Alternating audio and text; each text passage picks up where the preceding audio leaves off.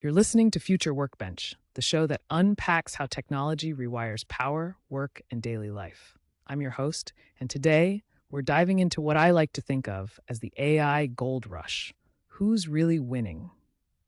In recent years, we've seen a small group of companies become the face of artificial intelligence. And let's face it, they're shaping the power dynamics, the financial landscapes, and the influence of AI in our lives.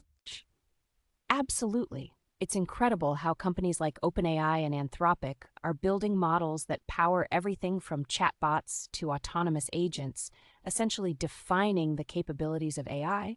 And then you've got the giants behind the infrastructure like NVIDIA and AMD supplying the chips, and cloud service providers like Microsoft and Amazon pumping money into this ecosystem. They are essentially laying the groundwork for what could be the most significant technological shift since the advent of the internet.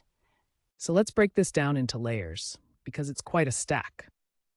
At the top of this new AI ecosystem, you have model builders. Think of them as the architects of AI.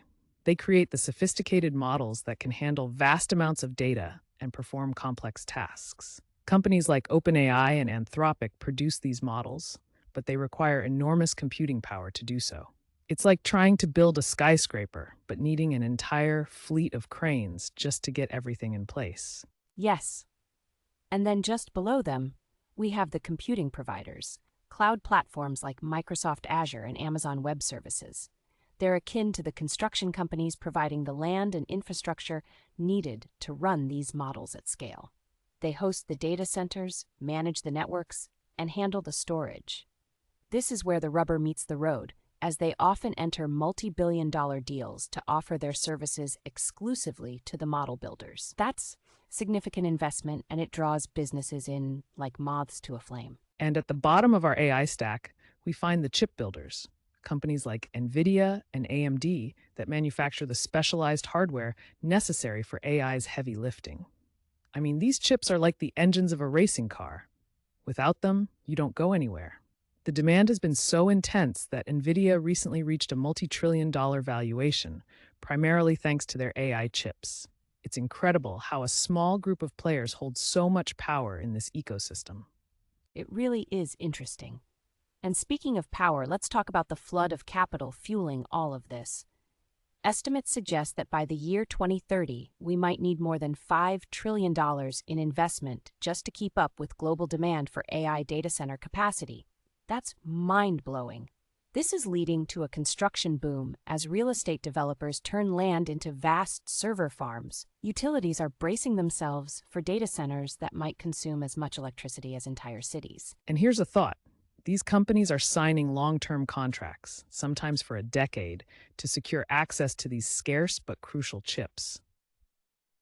They're effectively betting on their future profits today. Now, doesn't that sound familiar?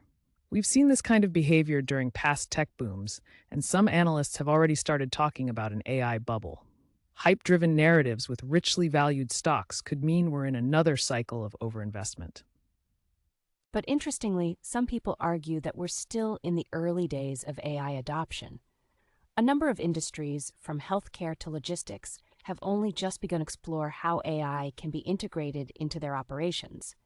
There's still plenty of ground to cover, right? Indeed, and with this escalation of power comes some deep dependencies. For instance, imagine a hospital that relies on AI diagnostics from a single cloud provider. If that provider decides to raise their prices or change safety policies overnight, that hospital is in a tough spot. Similarly, media companies using AI assistants could find themselves at the mercy of just a couple of model API providers. These dependencies raise major questions about who sets the rules of engagement. So true. It's like a game of Monopoly where a few players hold all the properties. And what happens when an AI partner becomes too big to fail? We're already seeing regulators in the US and Europe grappling with these questions. They're floating requirements around transparency, oversight, and competition policy. Society can't just let a few companies dictate terms from the top, can we? Certainly not. And then there are the open source communities and smaller labs that are trying to push back against this centralized power by releasing their own AI models that can run on consumer-grade hardware. However, they often still rely on chips and components from those same tech giants, which creates a paradox of trying to decentralize power. Wow, it really makes you think about our roles as citizens in this AI gold rush. Are we just customers, or is our data the raw material being mined for the benefit of these corporate behemoths? In a way, it's like a modern-day gold rush where a few are striking it rich, while the many provide the resources without much reward. What should we be on the lookout for? How can we ensure that our voices are heard? Exactly. As we wrap up today's episode, it's clear that in this AI gold rush, we need to consider the implications of this power concentration. We must ask ourselves tough questions about transparency, safety, and who benefits from these advancements. On our next episode, we'll delve into how these dynamics play out in organizations and what leaders can do to prevent getting trapped in a fragile AI supply chain. It's going to be an enlightening discussion, so stay tuned. If this conversation helped you rethink how you view AI and its implications in daily life, please share this episode and leave a review. It helps others discover the Future Workbench podcast. Until next time, keep questioning and keep digging into the future of work.